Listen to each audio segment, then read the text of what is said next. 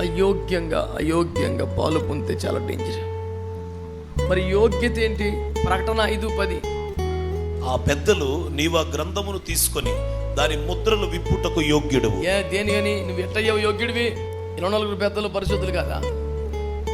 శరాపులు కాదా? కెరూబులు కాదా? నువ్వెందుకు యోగ్యుడు అయ్యావు? పరిశుద్ధత మాత్రమే పాయింట్ కాదు అక్కడ, పరిశుద్ధత పాయింటే, ఇంకోటి ఉండాలి. మరి నీవు వధింపబడిన వాడవై నీ రక్తం ఇచ్చి ప్రతి వంశములోను, ఆయా భాషలు మాట్లాడు వారిలోను, ప్రతి ప్రజలోను, ప్రతి జనములోను దేవుని కొరకు మనుష్యులను కొని ఆ దేవునికి వారిని ఒక రాజ్యముగాను యాజకులుగాను చేసితివే. ఈ పని వాళ్ళెవరు చేయాల, అందరూ పరిశుద్ధులే కాబట్టి నువ్వు యోగ్యుడు. స్తోత్రం చెప్పండి. ఇప్పుడు శరాపులు, కెరూబులు అందరూ పరిశుద్ధులు అయినా యేసు మాత్రమే ఎందుకు యోగ్యుడయ్యాడంటే ఆయన వధింపబడ్డాడు. మీకు దండం పెట్టి ఒక మాట చెప్తున్నాను, ఆయన స్థానం కోసం, ఆయన పెద్దరికం కోసం, ఆయన పదవి కోసం, ఆయన స్థానం సింహాసనం కోసం ఎవరిని బలి తీసుకోలేదు, ఆయనే బలి అయిపోయాడు. ఈ మాట నాకు, వేదిక మీద ఉన్న వాళ్ళకి, మీకు అందరికీ సమానంగా వర్తిస్తుంది. ఆయన స్థానం కోసం, ఆయన నాయకత్వం కోసం, ఆయన సింహాసనం కోసం ఎవరిని బలి చేయలేదు, తాను బలి అయ్యాడు. అది యోగ్యత. ఎదుటివన్నీ బలి తీసుకోవటం, సూటుపటి మాటలతో, పనికి మళ్ళీ జిత్తులతో, తెలివితేటలతో, మంది మార్పులతో ఎదుటివన్నీ సిగ్గుపరిచి, అవమానపరిచి, అని తొక్కేసి నేను హీరో అని ప్రొజెక్షన్ ఇచ్చే చెత్త క్వాలిటీ నీలో ఉండకూడదు. చెయ్యి, నీకు నువ్వే 100 సార్లు చేయనుకో, ఎవడనక ముందే. నేను చాలా సీరియస్గా చెప్తున్నాను ఈ విషయం.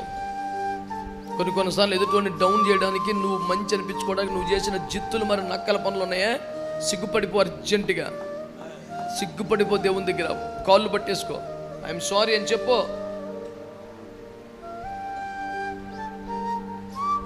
బాగా పరిగెత్తలేని వాడట పరిగెత్తుచున్న వాడికి కాళ్ళు పెట్టి పడేసి ఇడు వెళ్ళిగెళ్తాడంట. ఇడు స్పీడ్గా పరిగెత్తలేడు, ఆడు పరిగెట్టేస్తున్నాడు, అని కింద పడేస్తే ఇడు మెల్లిగెళ్ళచ్చు. ఆడికన్నా నువ్వు ముందుకెళ్ళావా, అని పడగొట్టు ముందుకు వచ్చావా? సిగ్గుండాలి కదా. ఎంతకన్నా దుర్మార్గమైన భాష భూమి మీద లేదు. నేను సీరియస్గా చెప్తున్నాను. యోగ్యత కేవలం పరిశుద్ధత కాదు, పరిశుద్ధంగా ఉండాలి అందరూ, అది కామన్ క్వాలిటీ, దానికి ఏం లేదు. పరిశుద్ధంగా ఉండటంతో పాటు దేవుని రాజ్యం కొరకు, ఆత్మల కొరకు నువ్వు ఎంత బలైపోతున్నావు, ఎంత వధింపబడుతున్నావు, ఎంత నరకబడుతున్నావు, ఎంత ఆహుతైపోతున్నావు, అంత యోగ్యత నీకున్నట్లు లెక్క. నీ యోగ్యత నువ్వు బలవ్వటమే, నీ యోగ్యత నువ్వు వధింపబట్టమే, నీ యోగ్యత దేవుని రాజ్యం కొరకు నువ్వు కరిగిపోవటమే. అయోగ్యంగా పాలు పొందితే సాతాను చేస్తాడంట, యోగ్యంగా పాలు పొందితే నీకు నిత్య జీవం వస్తుంది. మరి నీ యోగ్యత ఏంటి? దేవుని రాజ్యం కొరకు నలిగిపోవటం, వధింపటమే.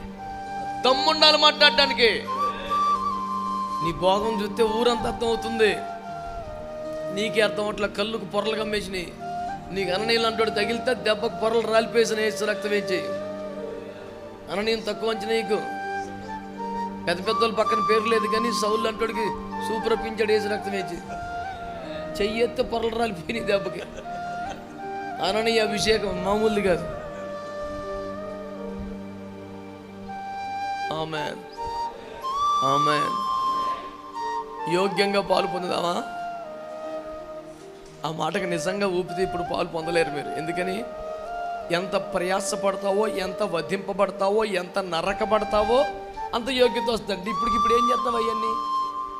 నువ్వు ఇప్పుడు బయటికి వెళ్ళి నువ్వు ప్రయాసపడి, వధింపబడి, నరకబడి, నువ్వు సచ్చి సంఘాన్ని బతికించి వచ్చి పాలు పొందాల. వాక్యం బాగా అర్థమైతే చెయ్యి ముందుకు శాపం, చెయ్యి పైకి లెక్కుతుంది అంతే. వాక్యం నీకు కరెక్ట్గా అర్థమైతే తెలరాదు, చెయ్యి ఇలా వస్తుంది. వీలైతే ఒకసారి మోకరించండి.